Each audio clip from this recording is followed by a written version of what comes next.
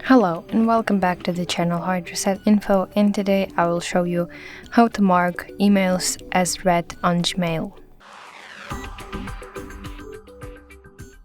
So first of all, you need to open Gmail on your device, and then you want to select the emails you want to mark as read.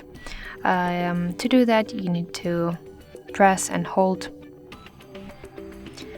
your desired email like this, and you need to tap this letter icon in your upper right corner, and you will see that this email has been marked as read.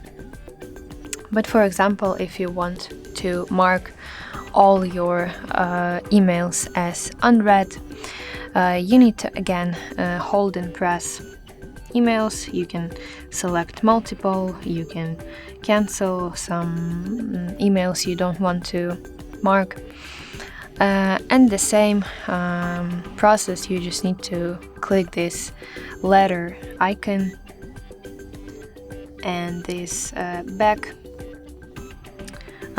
icon, and you see that these emails have been marked as unread. So that's basically it. I hope you find this video helpful, and if so, please leave your thumbs up and consider subscribing to our channel. See you later. Bye bye.